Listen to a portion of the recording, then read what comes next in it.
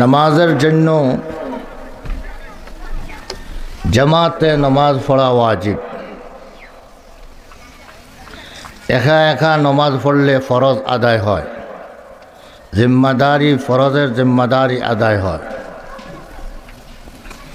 কিন্তু এই নামাজটা জামাতের সহিত আদায় করলে এর সাথে সাথে ওয়াজিবও আদায় হইল। আর এর সাথে সাথে যদি এই জামাতটা যদি মসজিদের মধ্যে আদায় হয় তাহলে আর একটা সুন্নত আদায় হয়। তাহলে এখানে তিনটা জিনিস। একটা জিনিস হইল ফরজ আদায় করা। নামাজ একাএকি যে কোনো স্থানে আদায় করে নিলেই ফরজ আদায় হয়ে যায়। প্রত্যেক মুসলমান বালিগদের উপরে নামাজ পড়া ফরজ। হ্যাঁ, যদি কেউ পাগল হয়ে যায় এটা তার কলম উঠাই লওয়া হয়। পাগলের কোনো ইবাদত বন্দেগী না করলে আল্লাহর কাছে কোনো জবাবদেহি করতে হয় না। বাকি যত হুশে বুদ্ধিতে যত মুসলমান বালিগ মানুষ আছেন সবার উপরে নামাজ পড়া ফরজ। আর ওই নামাজটা জামাতের সহিত আদায় করাটা হইল ওয়াজিব। এই জায়গার মধ্যে পুরুষদের জন্য জামাতে পড়া ওয়াজিব, মহিলাদের জন্য জামাতে নামাজ পড়া ওয়াজিব নয়।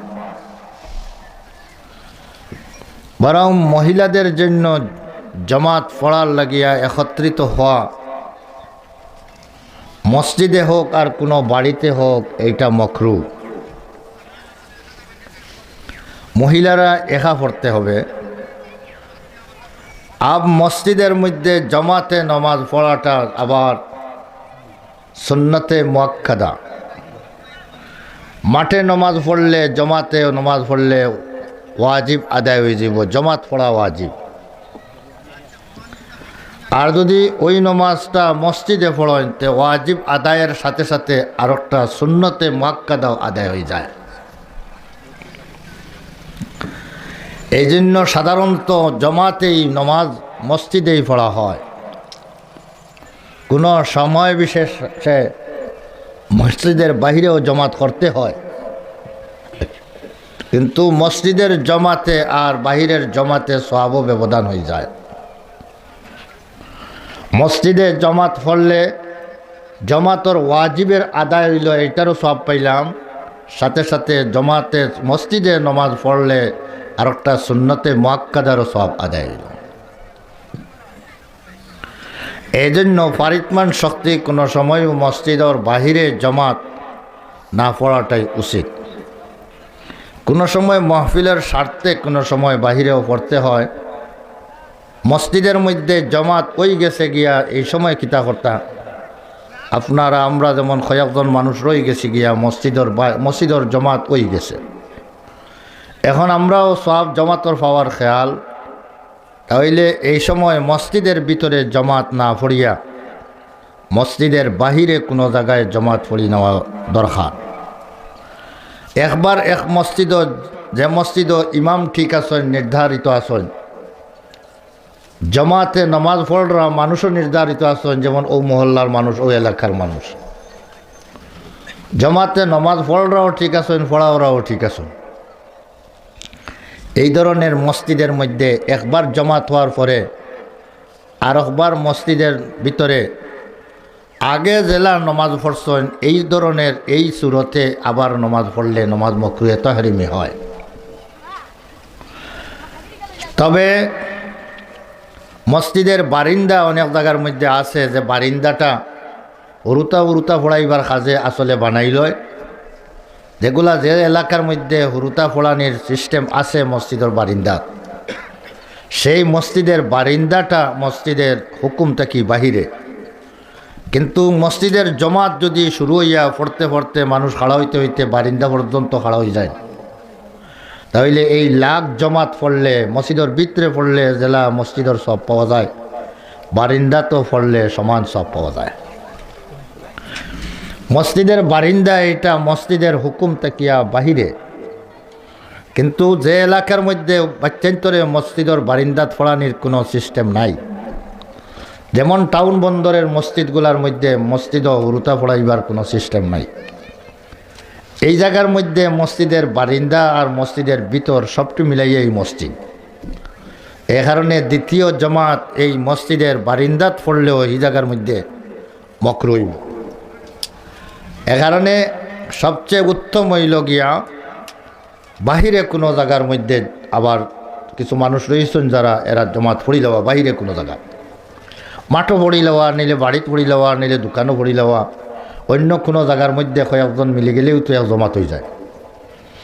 এ কারণে জমাতে নমাজর সব পাইলেইবা যেন পড়িবা।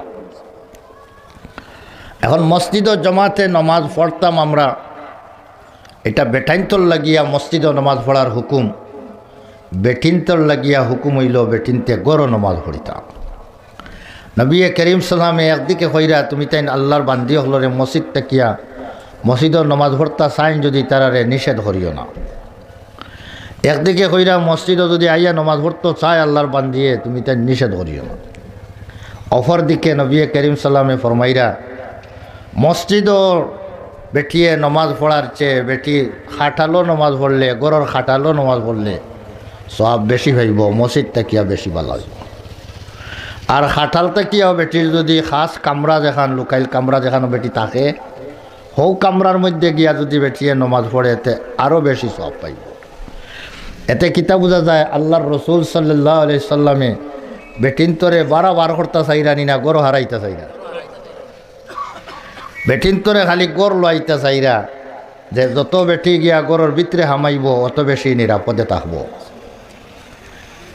ও জমানাত রসুল্লাহ সাল্লামে নিষেধ করছেন না মসজিদ থেকে বেটিনতরে হইছেন যাইতে পারলে বেটিয়া চায় যদি যাইতো তে তুমি তাই স্বামী হলে বাধা দিও না। যে জমানার মানুষ তারা সাহাবা, এরার নাম সাহাবা, রসুল সাল্লাল্লাহু আলাইহি সাল্লামের সোহবত উঠাইছেন যারা, রসুল করিম সাল্লাল্লাহু আলাইহি ওয়াসাল্লামের সামনে বইয়া শিক্ষা গ্রহণ করছেন যারা, এটা দেখতে মানুষ কিন্তু তারার আমল খাসলত গুণগত দিক দিয়া এরা ফিরিস্তা। নকশে আদম লেকে মানা জবরাইল, নকশে আদম লেকে মানা জবরাইল, রাস্তা আজ জুমলা হাওয়া ও কালো কিল, রাস্তা আজ জুমলা হাওয়া ও কালো কিল। এটা দেখতে সময় মানুষ কিন্তু এরা অর্থের দিক দিয়া, আমলের দিক দিয়া, খাসলতের দিক দিয়া এটা ফিরিস্তা। এ কারণে ও ফিরিস্তার জমাতর সময়ে রাসূলুল্লাহ সাল্লাল্লাহু আলাইহি সাল্লামে কইছেন যে যদি বেটি মসজিদও যাইতো চায় যে তুমি তাই বাধা দিও না। এখন নবী করিম সাল্লামর জমানা ইন্তেকালের পরে এখনও সাহাবায়ে কেরাম জমিনও রইছেন। আর শেষ টাইম আইচ্ছে হযরতে আয়েশা সিদ্দিকা রাদিয়াল্লাহু তাআলা আনহা ফরমাইরা যে যদি বেটিনতে যে বাবর সাজসজ্জা মসজিদে যাইতে আরম্ভ করছেন, যদি রাসূলুল্লাহ সাল্লামে ইটা দেখতা তাহলে রাসূলুল্লাহ সাল্লামে বনি ইসরাইলর বেটিনতরে জেলা মসজিদে যাওয়াতে কি নিষেধ করা হয়েছে, ওলা আল্লাহর রাসূলুল্লাহ সাল্লামেও নিষেধ করিয়া গেলা গিয়েন। এটা ও জমানাত কইরা যে জমানাত আবু সাহাবা হল জমিন রইছে, ও জমানারও বেঠিনতে মসজিদে যাইতে সময় শাড়ি হখান লাগাইয়া হারছেন নেশনা বন্ধু চাইয়া যা শাড়ি।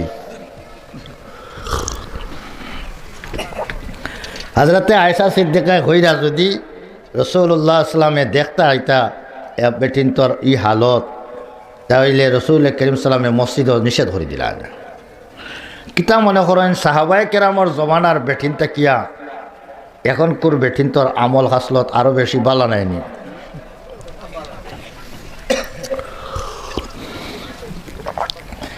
এখন হৌ জমানার বেটিন সম্পর্কেও যখন আয়েশা সিদ্দিকা রাদিয়াল্লাহু তাআলা আনহার মন্তব্য হইল যে বেটিনতর ই হালত দেখলে রাসূলুল্লাহ সাল্লামে মসজিদে যাওয়াতে কি বেটিনতরে নিষেধ করলেন, তাহলে জমানা যত লামিয়া আর গঠিয়া আর খালি অবস্থা খালি খারাপ হর, মানুষের অবস্থা, পুরুষদের অবস্থা খারাপ হর, বেটিনতর অবস্থা খারাপ হর।